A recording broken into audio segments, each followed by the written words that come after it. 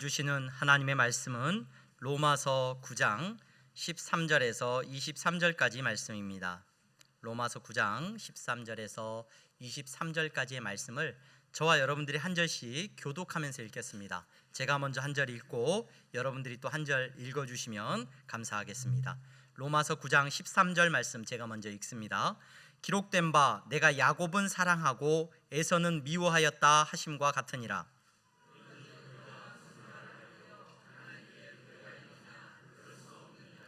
모세에게 이르시되 내가 긍휼히 여길 자를 긍휼히 여기고 불쌍히 여길 자를 불쌍히 여기리라 하셨으니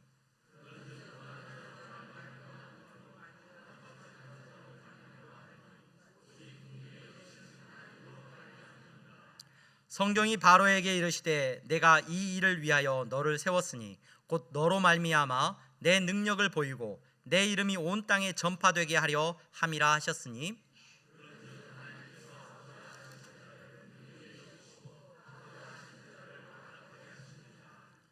혹 네가 내게 말하기를 그러면 하나님이 어찌하여 허물하시느냐 누가 그 뜻을 대적하느냐 하리니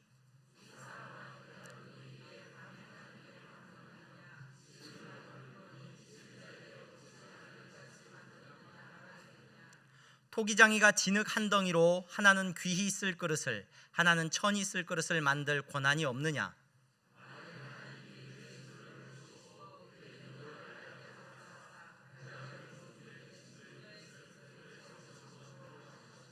함께 읽습니다. 또한 영광 받기로 예비하신 바 긍휼의 그릇에 대하여 그 영광의 풍성함을 알게 하고자 하셨을지라도 무슨 말을 하리요. 아멘. 아멘. 이 시간 샤론 찬양대에 하나님 앞에 찬양하시겠습니다.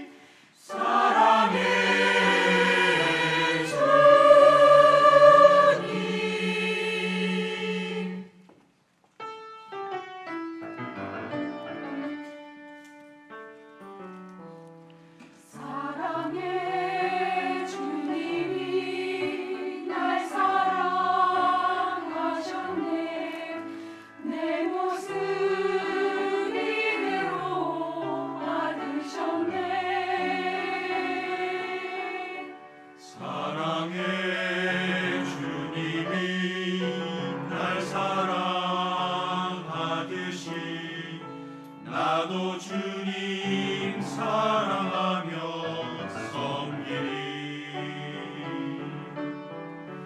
사랑해 주님이 날 사랑하셨네. 내 모습 이대로 받으셨네.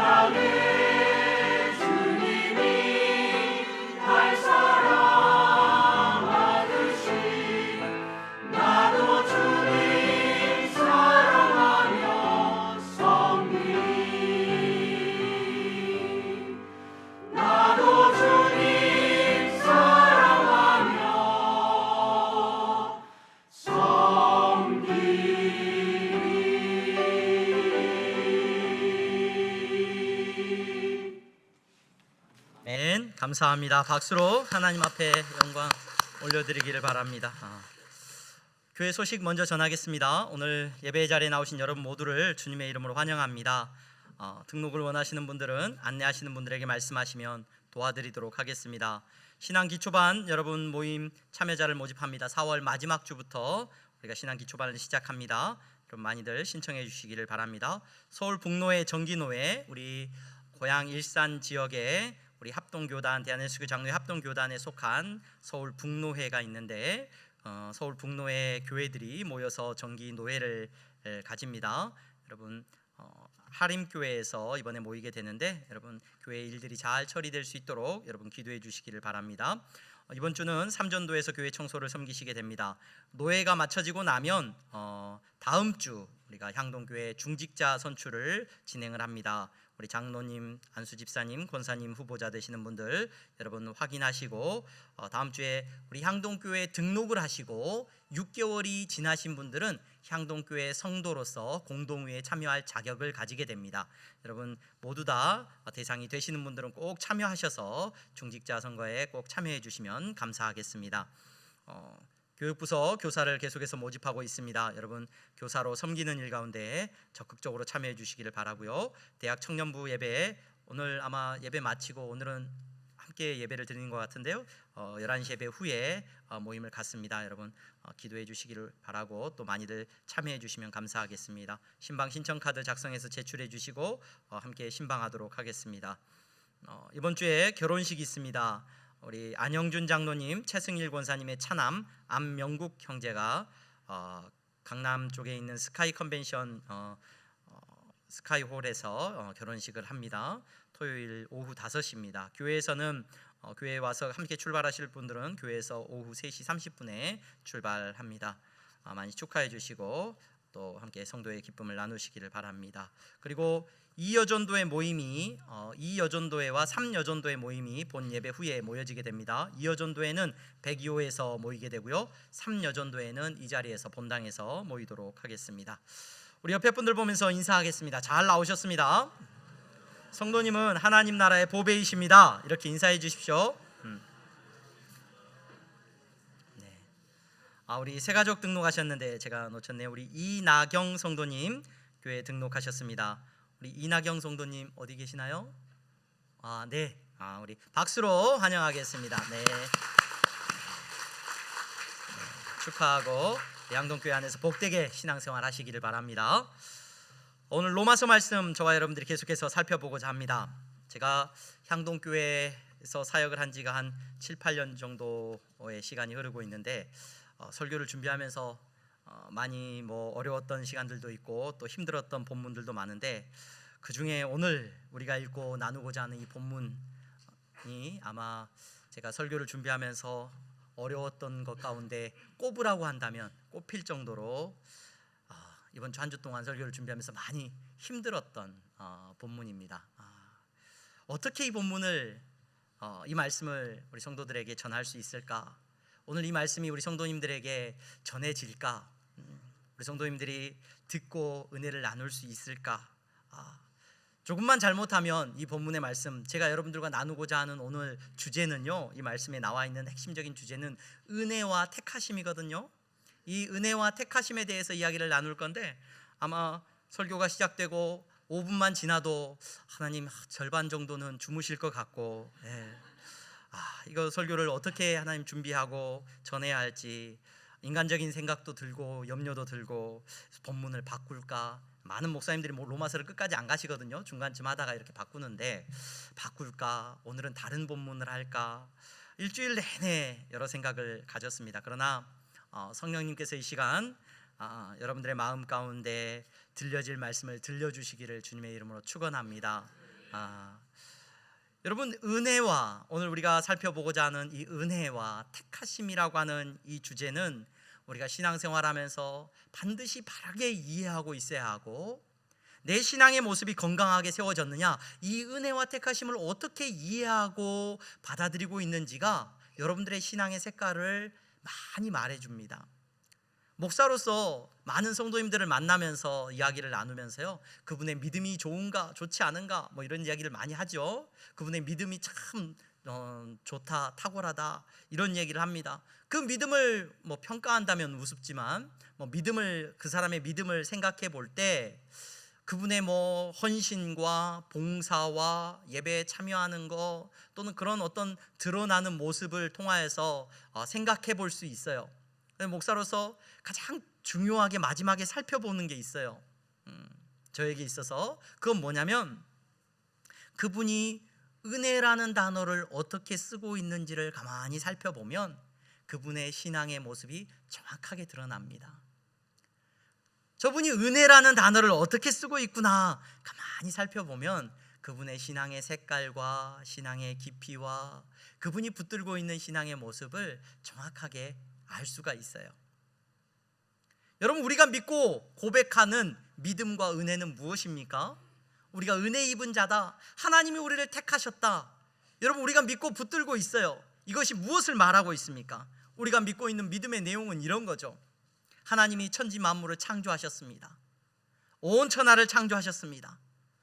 하나님께서 특별히 사람을 빚으셨습니다.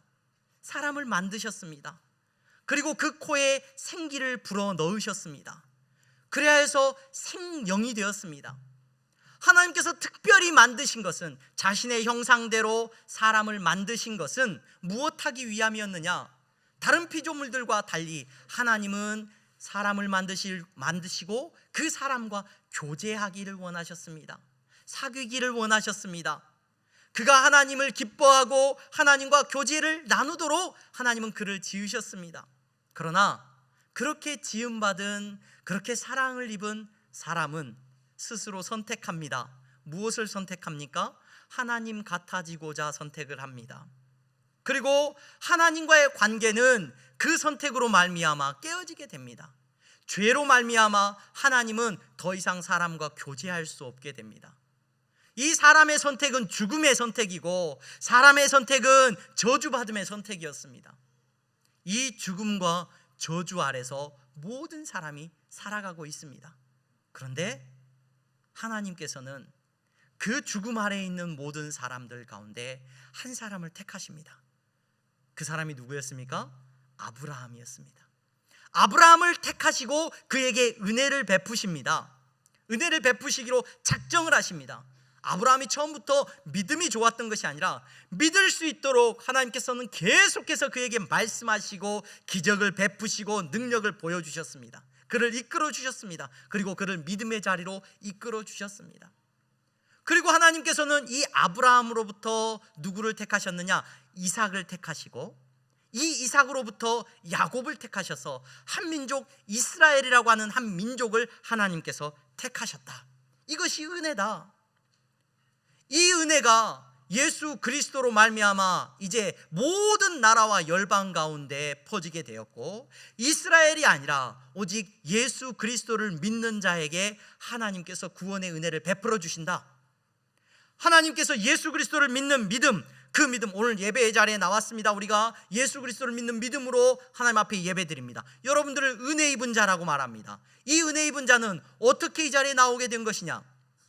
아브라함을 하나님이 택하실 때 그의 똑똑함과 그의 잘남과 그의 현명함 때문이 아니라 전적으로 하나님께서 그를 택하셨듯이 오늘 이 자리에, 예배의 자리에 나오신 여러분들을 하나님께서 아무 조건 없이 전적인 은혜로 여러분들을 부르시고 이 자리에 불러주신 줄로 믿습니다. 이것이 우리가 붙들고 있는 은혜이고 믿음이에요.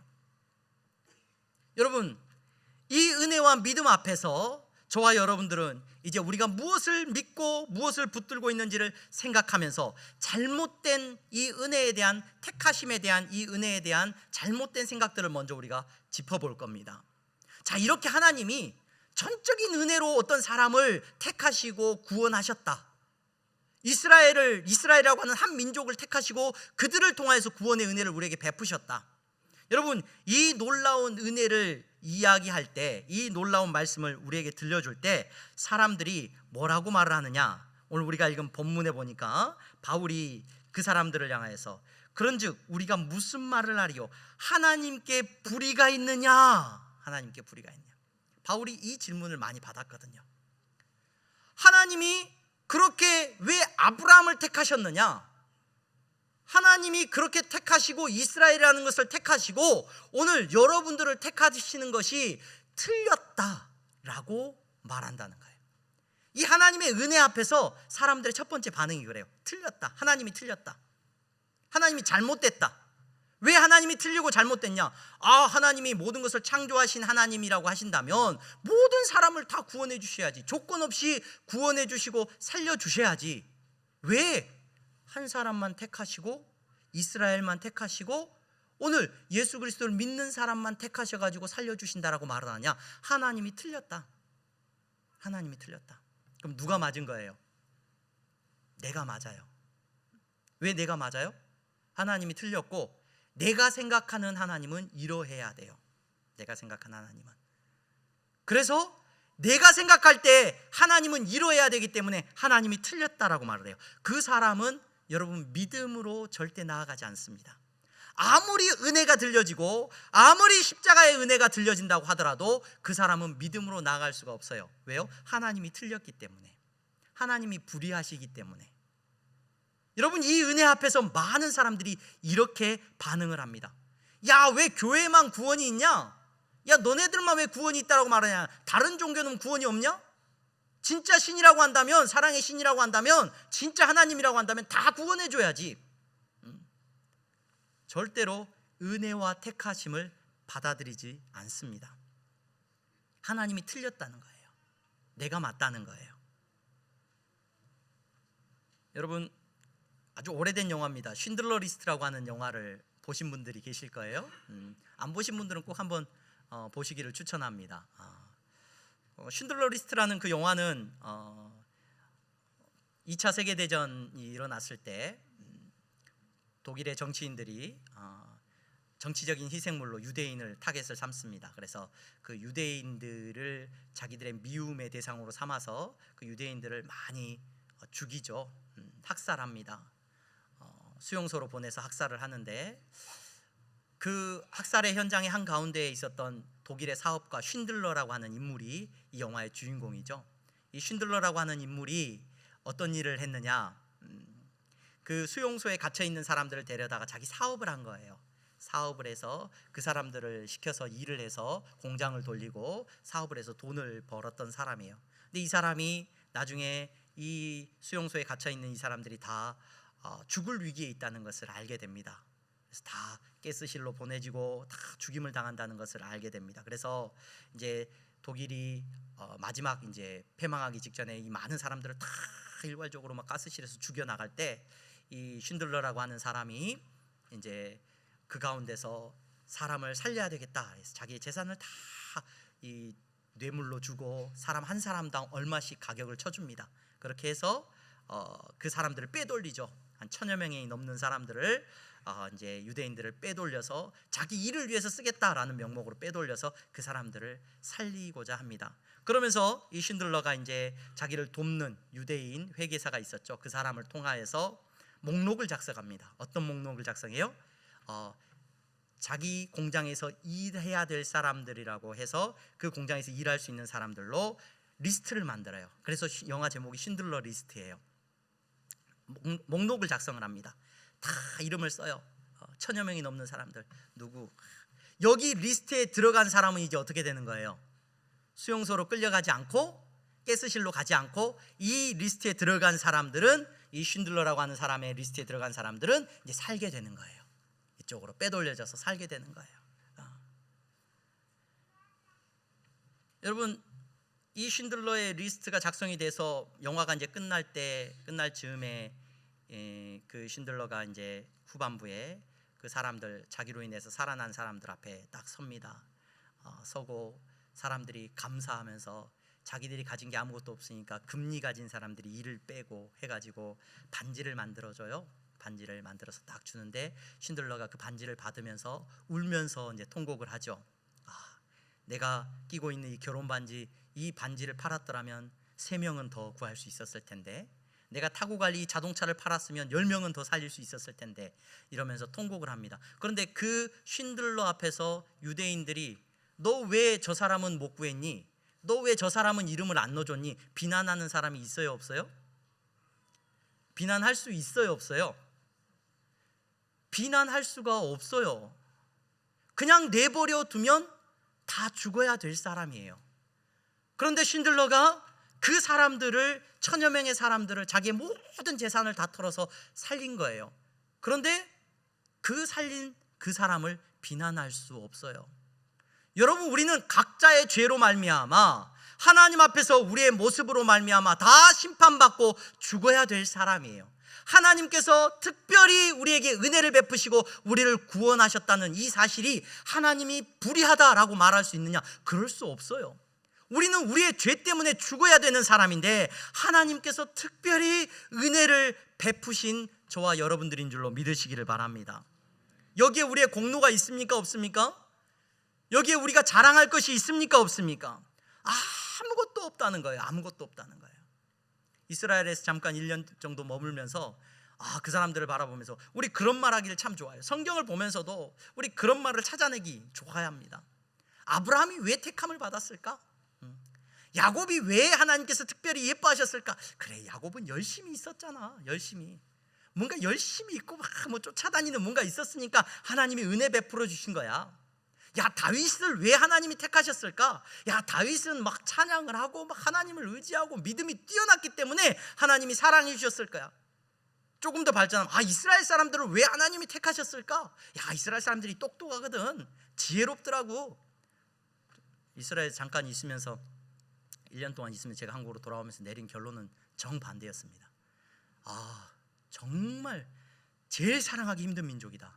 도저히 사랑할 수 없는 사람을 하나님께서는 사랑하셨구나. 이게 제가 한국으로 다시 돌아오면서 내린 결론이었어요. 여러분, 우리가 신앙생활하면서도 야, 저 사람 믿음이 좋아서 목사구나. 야, 저분은 성품도 좋고 그래서 직분을 가졌구나. 저분은 뭔가 대단한 분이라서 저런 일을 하시는가 보구나. 교회 안에서 우리는 조금만 우리에게 직책이나 무언가가 주어지면 우리가 남들보다 낫다고 생각을 합니다. 절대 그렇지 않죠. 여러분, 절대 그렇지 않습니다. 오늘 이 자리에 나와서 예배하고 하나님의 은혜로 구원받은 여러분, 하나님이 택하신 여러분들은 어떤 자격도 없었지만 하나님께서 전적으로 은혜 베풀어 주셔서 여러분들을 살리시고 구원해 주신 줄로 믿습니다. 그 놀라운 은혜 앞에서 여러분, 저와 여러분들은 여러분 뭐라고 말해요? 하나님이 불의하다? 아니요. 하나님이 불의하시다? 하나님이 다른 사람 다 구원하지 않으시니까 하나님은 불의하시다. 어떻게 감히 우리가 그렇게 말할 수 있냐는 겁니다. 두 번째 잘못된 생각을 가진 사람들은 그래, 하나님이 이런 비난을 받으시니까 내가 조금 하나님 편에서 변론을 좀 해줘야 되겠다. 하나님이 은혜를 베풀어 주셨는데 하나님이 그렇게 은혜를 베풀어 주신 건 아까 말씀드렸던 것처럼 받을 만한 자격이 있으니까 주셨겠지. 저 사람이 정말로 하나님의 은혜 입을 만한 자격이 있는 사람이기 때문에 은혜를 준 거야. 그래서 은혜 받을 만한 자격을 갖는 사람이 되는 게 참 중요해. 내가 여러분, 이 시대가 이러한 생각을 가졌던 사람들이 중세를 만듭니다. 그래서 사람들이 하나님 앞에서 뭔가 그럴듯한 은혜 받을 만한 모습을 보여주기를 원해요. 옷도 거룩하게 입어야 돼요. 화려하게 막 타락한 모습으로 입으면 안 돼요. 삶의 모습도 말도 그렇죠, 거룩하게 해야 되고, 뭔가 하나님 앞에서 열심으로 나가야 되고, 뭔가 하나님 앞에 사랑받을 만한 모습으로 나가야 됩니다. 헌금도 많이 해야 되고, 봉사도 많이 해야 됩니다. 선한 일도 많이 해야 됩니다. 여러분, 그런 사회 가운데서 종교개혁이 일어난 겁니다. 오늘 우리가 붙들고 있는 신앙은 뭐예요? 그게 아니라 오직 은혜라고 말하는 이 놀라운 사실 앞에서 저와 여러분들이 하나님 앞에 나아간 줄로 믿습니다. 그래서 절대로 교만할 수가 없죠. 개신교 성도들은 여러분 교만해서는 안 됩니다. 절대로 교만할 수가 없습니다. 왜요?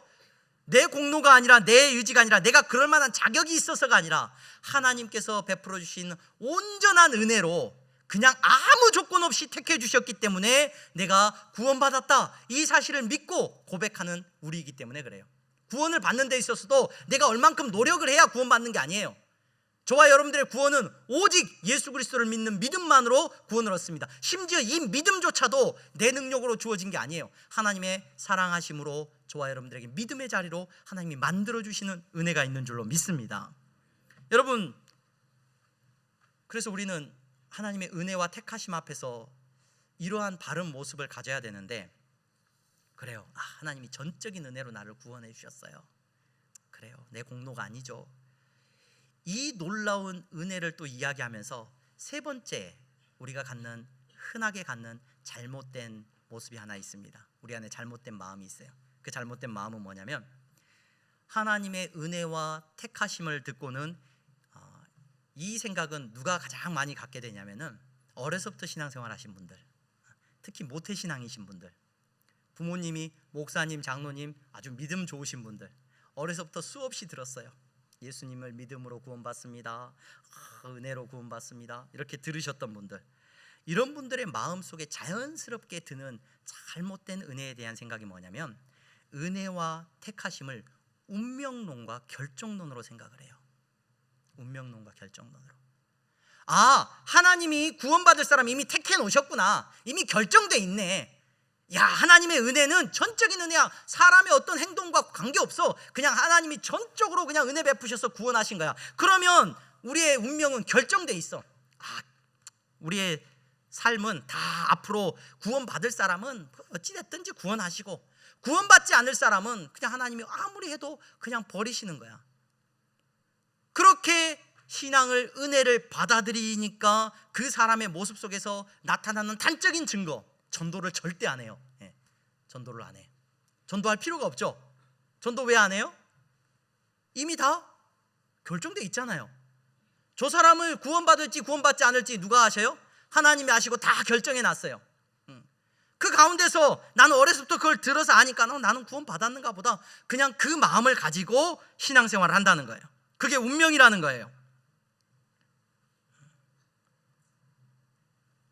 여러분, 이러한 생각을 가지신 분들이 많고, 이러한 생각이 이제 발전을 하면 조금 더 깊어지면은 이제 어디까지 이어지냐면, 이제 은혜를 이야기하고 하나님의 택하심을 이야기하면서 자연스럽게 무엇을 지워버리냐면 죄를 지워버려요. 죄를 지워버린다는 게 뭐냐면, 내가 왜 죄인이지? 이렇게 돼요. 이제 내가 왜 죄인이지? 여러분, 하나님이 다 예정하시고 하나님 다 아시잖아요. 아담과 하와가 선악과 따먹을 거 아셨어요? 모르셨어요? 아셨잖아요. 하나님 모르신다는 게 말이 됩니까? 하나님 선악과 따먹는 거 다 아셨는데 왜 그 사람을 죄인이라고 합니까? 알면서 왜 말리지 않으셨습니까? 우리 안에 자연스럽게 이런 결론이 도달해요. 그래서 그걸 드러내지는 않아요. 그 이야기를 막 따지고 들진 않아요. 따지고 들어봤자 좋을 게 없다는 걸 알거든요. 그리고 이 말을 자연스럽게 포장하고 덮어버리는 표현이 하나 있는데, 그게 자유의지예요. 자유의지. 그래서 자유의지가 있잖아. 하나님이 인간을 만드실 때 자유의지를 주셨거든. 그래서 그 자유의지대로 범죄한 거야. 제가 이 자유의지의 문제 때문에 부딪혀가지고 사실 대학교 처음 딱 들어가고 굉장히 제 신앙생활에 힘들었던 시간들을 보냈습니다. 대학 내내 그 문제 때문에 고민을 많이 했죠. 자유의지가 있으니까 하나님 죄 지은 거예요. 여러분, 그러면 이제 다시 반문을 해야 돼요. 어떻게 반문을 하느냐?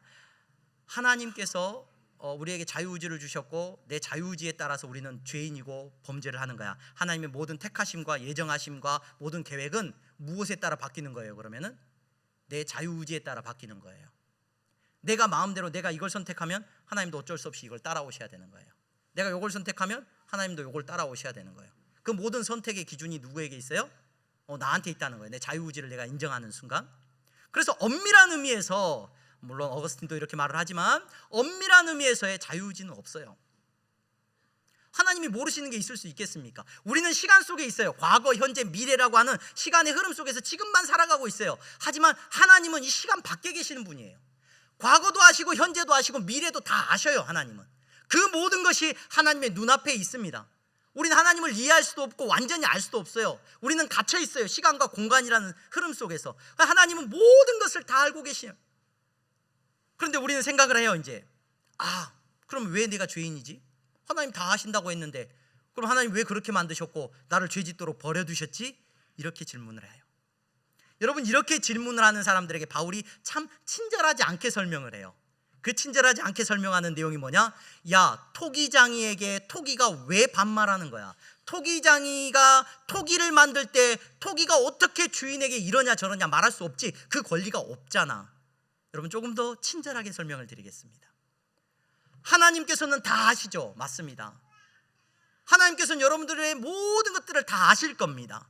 그러나 여러분들은 압니까? 모릅니까? 여러분들은 모르셔요. 우리는 몰라요. 그런데 우리가 뭐라고 판단을 하느냐? 아, 하나님은 다 아시니까 이미 결정돼 있네. 순식간에 내가 어느 위치로 올라가요? 나는 알지도 못하면서 판단을 해요. 아, 다 결정돼 있는데 굳이 뭐, 다 아는데 굳이 뭐, 내가 죄인이 아닐 수도 있고 죄인일 수도 있고, 이게 왜 죄야? 내가 이렇게 하나님이 해주신 섭리 안에서 나는 그냥 죄 지었을 뿐인데, 이렇게 행동했을 뿐인데, 하나님이 그렇게 만들어 놓으셨는데 왜 나한테 책임을 물어? 왜 내가 죄인이야? 그거 누가 할 수 있는 얘기예요? 하나님만이 하실 수 있는 이야기예요. 그런데 순식간에 내가 그 위치에 가가지고 나는 한 치 앞도 몰라요. 그런데 내가 그 위치에서 가지고 하나님을 판단하고 하나님에 대해서 이야기하고, 내 운명은 결정돼 있고 나는 택함 받았고 나는 은혜 입은 자고 나는 그냥 선택받은 자니까 그냥 그래. 자연스럽게 어떻게 올라가요? 율법과 죄에 대해서부터 멀어지고 방종과 타락과 여러분 마음대로 살아갑니다. 마음대로. 이것이 어려서부터 신앙생활하는 사람들이 가지고 있는 아주 연약한 모습 가운데 하나예요. 여러분 잊지 마십시오. 우리는 하나님이 지으셨고, 맞습니다. 하나님이 모든 섭리 안에서 우리는 살아가고 있습니다. 내 의지로 막 뭔가를 할 수 있고 바꿀 수 있고, 아니요, 하나님의 의지 안에 다 있지요. 하지만 우리는 어떻게 살아갑니까? 한 치 앞도 알지 못하는 사람입니다. 하나님의 생각을 헤아릴 수도 없습니다. 그러므로 나에게 주어진 삶을 어떻게 살아갑니까? 바울이 이렇게 고백을 합니다. 바울은 하나님께서 은혜 베풀어 주셨다는 것을 알았습니다. 자신을 사랑하셔서 자기를 불러주시고 구원해 주셨다는 걸 알았습니다. 하지만 바울은 그 택하심 안에서 이렇게 고백을 합니다. 나는 두렵고 떨림으로 내 구원을 이루어간다. 하나님께서 여러분들을 택하여 주셨고 은혜 입게 하셨고 어렸을 때부터 예수님을 믿게 하셨지만, 여러분 우리는 모릅니다. 우리에게 주어진 삶 속에서 하나님이 우리를 버리실지 구원하실지 우리는 모릅니다. 우리에게 주어진 모든 순간에서 우리는 그분의 은혜를 바라며 우리에게 주어진 삶을 살아갈 뿐입니다. 여러분, 이것이 은혜 앞에서 우리가 가져야 하는 바른 자세입니다. 은혜를 듣고 하나님의 택하심을 듣고, 하나님이 다 택하셨다니까 여러분 누가 방종할 수 있고 누가 운명론을 이야기합니까? 많은 이단들과 잘못된 사람들이 야, 넌 이렇게 될 거야, 이렇게 될 거야, 우리의 장차 일어날 일을 가지고 함부로 이야기를 합니다. 여러분, 예수님께서 뭐라고 말씀하셨습니까? 제자들이 예수님 언제 그 일이 일어납니까? 그것조차도 예수님은 막으셨어요. 너희들이 관심 둘 게 아니고 그건 하늘 아버지께서 알아서 하실 일이고, 너희들은 증인이 되는 삶을 살아라. 1년 뒤에 오시면은 내가 6개월 동안은 좀 놀다가 쉬었다가 한 6개월 남겨놓고 열심히 해야지. 그 생각을 할 수가 있어요, 없어요? 우리가 종말론자들이 2000년도에 지구에 종말이 온다.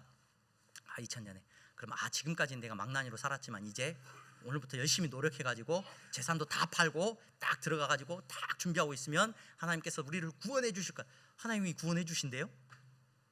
저는 그걸로 한번 보고 싶었어요. 딱 하나님이 오셨는데 진짜 그 사람들 말대로 오신 거야. 2000년에 예수님이 재림하셨어. 근데 그 사람들을 다 제끼신 거야. 그 모습을 한번 보고 싶었어요. 여러분, 내가 뭐 팔고 내가 헌신하고 내가 수고해가지고 구원받는 겁니까? 운명론자들이나 결정론자들이 그렇게 말을 합니다. 잘못된 생각을 가지고 이야기를 합니다. 오늘 예배 자리에 나오신 여러분, 저와 여러분들은 전적인 은혜로 구원함을 얻었습니다. 하나님의 택하심 가운데서 우리는 하나님의 불의하심을 이야기할 수 없습니다. 하나님께서 여러분들을 택하여 주셨다면 그건 은혜입니다. 그 은혜 안에서 오늘 하루를 여러분 감사함으로 기쁨으로 성실하게 살아가는 겁니다. 우리에게 주신 그 은혜 안에서 살아가는 거예요. 그것이 건강한 그리스도인이에요. 누가 방종할 수 있고 누가 교만할 수 있습니까? 내게 주신 그 은혜가 얼마나 큰데. 여러분, 이 은혜에 대해서 우리가 신학적으로 깊이 서로 많은 이야기들을 나눠야 될 것이고 더 많은 이야기들을 생각해야 될 것입니다. 그런데 결론적으로 제가 설교를 하면서 여러분들에게 아주 명확한 한 가지를 이야기하고 싶습니다. 이 은혜를 바르게 붙들고 신앙생활하는 사람들은 이제 어떤 고백을 하게 되느냐? 이 은혜에 대해서 앞서 말한 것처럼 하나님이 불의하다, 잘못됐다, 또는 뭐 내가 수고해가지고 내가 이렇게 하는 거다, 또는 뭐 운명론이구나, 결정되어 버렸구나, 나는 이제 내 마음대로 그냥 살 수도 없고 그냥 하나님 뜻대로 할 건데 그냥 내가 뭘 해도 하나님 뜻대로인데, 이렇게 함부로 말하지 않고 정말로 하나님의 택하심과 은혜 베푸심을 경험하는 사람들은 이제 단어가 바뀌어요. 어떻게 고백을 하게 되느냐. 제가 오늘 이 말씀을 준비하고 일부 예배를 마치고 그렇게 설교를 마치고 여기 제 사무실에서 잠깐 쉬고 있는데 우리 찬양대 연습을 하고 아까 찬양을 해요. 깜짝 놀랐어요. 저 찬양인데 여러분, 하나님께서 나를 택하여 주셨구나, 나를 구원해 주셨구나, 이 놀라운 은혜를 경험한 성도는 이렇게 말을 합니다. 사랑의 주님이 날 사랑하시네. 내 모습 이대로 받으셨네. 사랑의 주님이 날 사랑하듯이 나도 주님을 사랑하며 살리, 섬기며 살리. 부모님의 은혜를 이야기해요. 부모님이 나에게 요걸 해주셨고, 부모님의 은혜는 나를 태어나게 해주셨고, 부모님이 나를 어렸을 때 키워주셨고, 진자리 마른 자리 갈아 누이셨고. 여러분, 그렇죠. 부모님의 은혜를 우리가 이야기하죠. 감사하죠. 근데 여러분, 그 은혜를 말하면서 사는 사람은 없어요. 뭐라고 말하면서 살아요? 엄마 사랑해, 엄마 사랑해, 이렇게 말하면서 살아요. 아빠 사랑해 라고 말하면서 살아요. 하나님이 여러분들에게 은혜 베풀어 주셨습니까? 내가 요걸 하고 하나님이 선택해 주셨고 뭐라고, 이게 아니라 여러분, 건강한 그리스도인은 하나님께서 여러분들에게 은혜를 베풀어 주셨고 그 은혜 안에서 뭘 알게 되느냐? 하나님이 나를 사랑하시는구나. 나를 사랑하시기 때문에 나도 하나님 사랑합니다. 이 사랑 안에 어떻게 방종이 있을 수 있고 어떻게 교만함이 있을 수 있습니까? 율법이 여러분들을 끌고 가는 게 아닙니다. 요거 해야 돼, 요거 안 하면 벌 받고, 요거 안 하면 구원 못 받고. 아니요, 그렇지 않습니다. 성도의 삶은 사랑하는 삶입니다.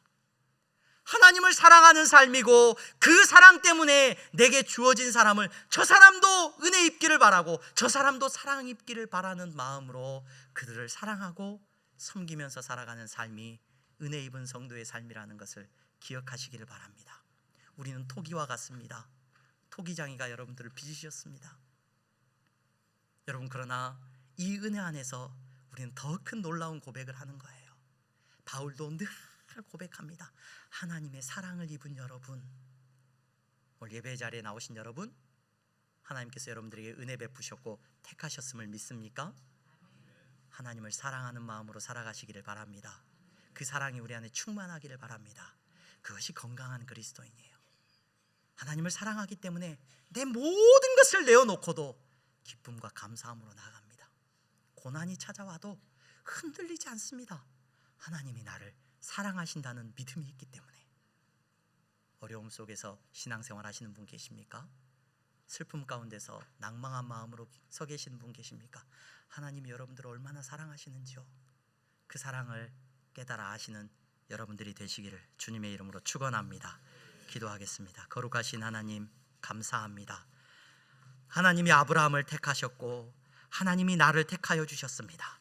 이 택하심의 은혜 안에서 하나님이 불의한 것이 아니고, 하나님이 이 택하심의 은혜 안에서 하나님, 우리가 오늘 또 고백하며 나아가게 하시니 감사합니다.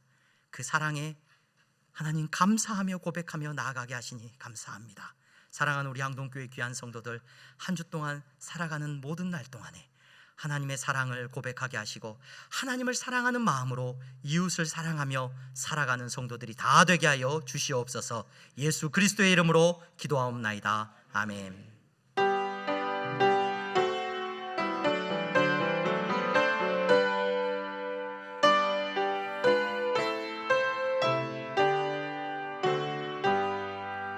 나의 생명 드리니 주여 받아 주셔서 세상 살아갈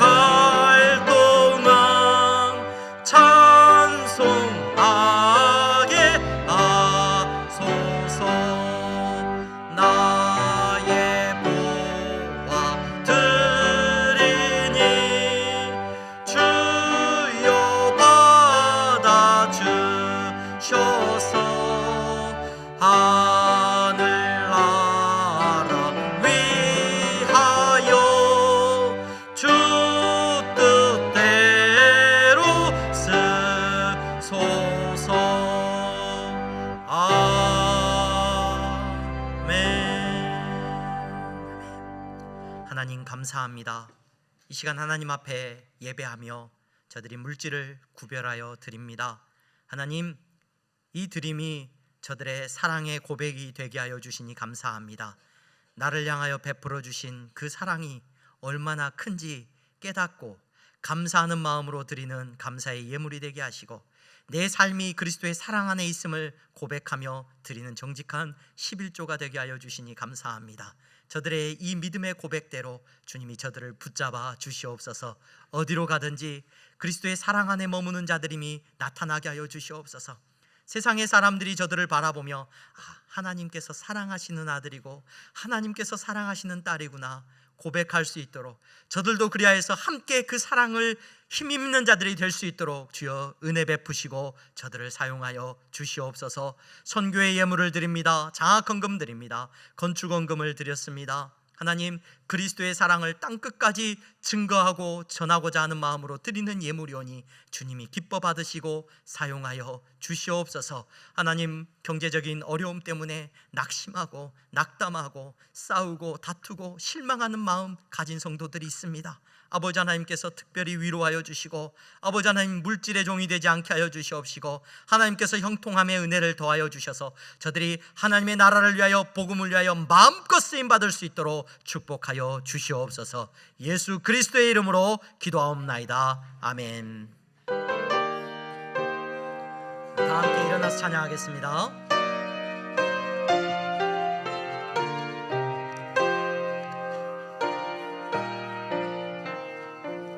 하늘에 계신 아버지,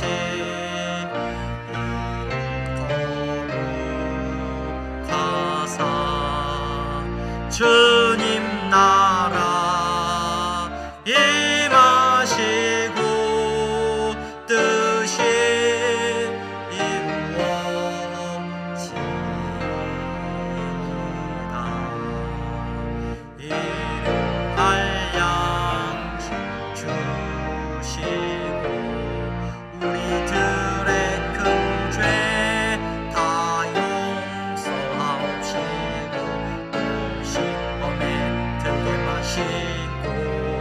악에서 구원하소서.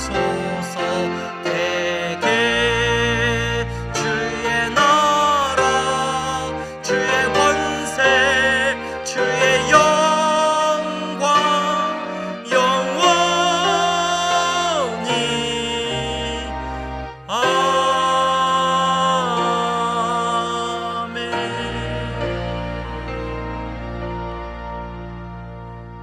주 예수 그리스도의 은혜와 하나님 아버지의 사랑하심과 성령의 교통 충만하심이 오늘 하나님의 은혜 안에서 하나님의 사랑 입은 자녀로 하나님을 사랑하고 내 이웃을 사랑하는 성도들의 머리 위에 이제부터 영원토록 함께 있을지어다. 아멘.